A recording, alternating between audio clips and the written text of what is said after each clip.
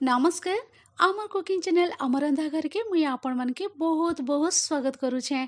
आज मैं आपण मन के लगे नहीं के आसी छे वैनिला चॉकलेट मार्बल केक रा रेसिपी। आशा करुछे रेसिपी आपण मन के निहाती भाबरे पसंद आसवा। पसंद आसले लाइक शेयर कमेंट करबा लगे बिल्कुल भी नहीं भूलबे। चैनल रे नुवा ताले आमर रंधा घर चैनल के सब्सक्राइब करी देबे। तो चालू डेरी नहीं करी के आमे वैनिला चॉकलेट मार्बल केक रा रेसिपी आरंभ करमा। केक बेटर रेडी करबार आगु आमे केक टीन के रेडी करदमा। आइन मुई केक टीन नहीं जाइछे देखि पारुथिबे। तो चलून केक टीन रे आमे ऑयल ग्रीस करदमा। आइन मुई ऑयल ग्रीस करूछे, आपण माने चाहिले बटर भी ग्रीस करि पारबे। केक टीन रो चारिआडे मुई ऑयल ग्रीस करि देइछे बहुत भल भाबरे। ऑयल ग्रीस करि सारला परे आमे butter paper set करदमा।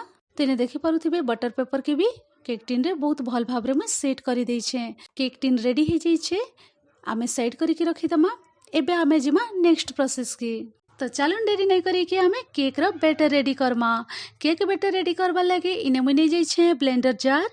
Blender jar रे आमे ऐड करी दमा अंडा। 3टा अंडा मुई यूज करू छे।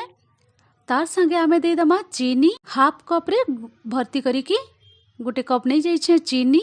तार संगे मुई ऐड करी दउ छे रिफाइंड ऑयल 1/4 कप। 1/4 कप रे मुई नहीं जाइछे बटर के मेल्ट करी की यूज करू छे। और देखि पारुथिबे 1/4 कप रे हाफ कप नहीं जाइछे बटर। तो चालू नेबे आमे इने एसेंस ऐड करि दमा। एसेंस रे मुई दुई प्रकार एसेंस यूज करू छे।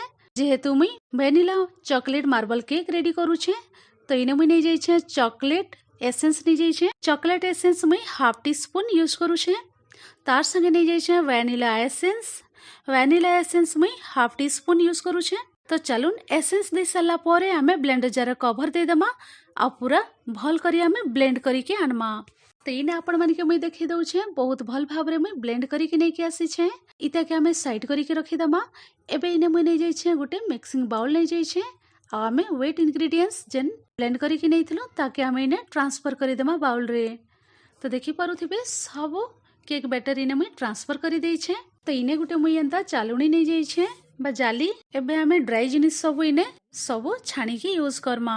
तो इने मुई यूज करू छे गुटे कप भर्ती करी की मैदा। मैदा ऐड करी सारला परे 1 टीस्पून बेकिंग पाउडर दे दमा। हाफ चम्मच बेकिंग सोडा 1/4 टीस्पून नहीं जाई छे नून। 1/4 कप यूज करू छे मुई इने milk powder. Milk powder add करी सारला परे सब ड्राई जिनिस सब आमे भल करी छानी दमा। ड्राई जिनिस सब ऐड करी सारला परे आमे हल्का हाथ रे बहुत भल भाबरे आमे मिसई दमा। तिने देखि पारुथिबे बहुत भल भाबरे मैं मिसई देई छे। बैटर कंसिस्टेंसी आपण माने देखि के जानि पारुथिबे। तो रेडी हे गला केक बैटर। तो चलून मुई टिके साइड करी के रखि दउ छे। आ इने मुई आउ गुटे बाउल नै जाई छे। केक बैटर के इने आमे डिवाइड करी दमा। तो इने मुई यूज करी दउ छे 3 चम्मच पाखा पाखी केक बैटर ट्रांसफर कर दे छे आ गुटे बाउल के।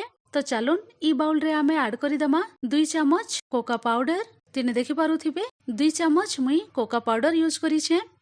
कोका पाउडर दे सारला परे बहुत ही भल भाबरे आमे मिसई दमा। तो देखि पारुथिबे इने बहुत भल भाबरे मुई मिसई देई छे। केक बैटर रेडी हे जाई छे।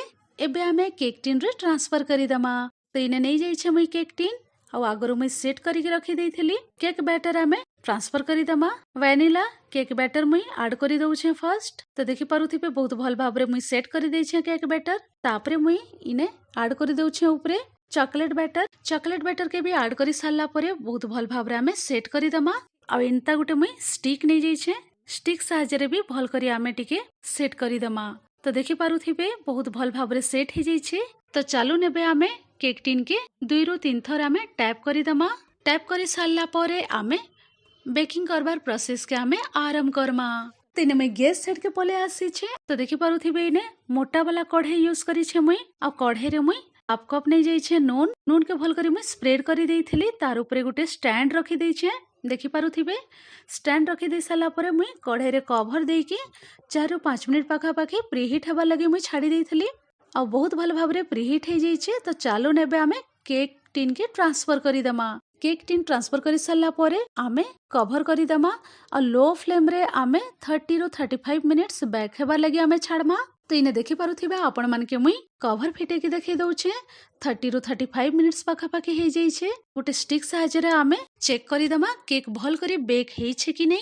आ बहुत भल भाबरे केक टा बेक हे जाई छे। पूरा स्टिक क्लीन आसी छे। तो चालून फ्लेम के मुई ऑफ करी दउ छे। आ पूरा पूरी ठंडा हेबार लगे मुई छाड़ी दउ छे। ଆଉ ଇନେ ଦେଖି ପାରୁଥିବେ କେକ୍ पूरापूरी ठंडा ହେଇ ସାରିଲା ପରେ ମୁଇଁ ଡିମୋଲ୍ଡ କରିକି ଆପଣ ମାନକେ ଇନେ ଦେଖେଇ ଦଉଛେ। ଆଉ ବटर पेपर भी मुई बाहर कर देइछे। ଆଉ बहुत ही स्पंजी बहुत ही tasty vanilla chocolate marble cake ready हो जाइछे। आपण माने भी थरे ई प्रोसेस रे ट्राई करूँ। क्रिसमस न्यू ईयर स्पेशल बहुत ही बढ़िया लगबा। आशा करूछे रेसिपी आपण मन के निहाती भाबरे पसंद हेथिबा। जदि पसंद हेतिले लाइक शेयर कमेंट करवा लगी बिल्कुल भी नहीं भूलबे। चैनल रे नुआ ताहले आमार रंधाघर चैनल के सब्सक्राइब करी देबे।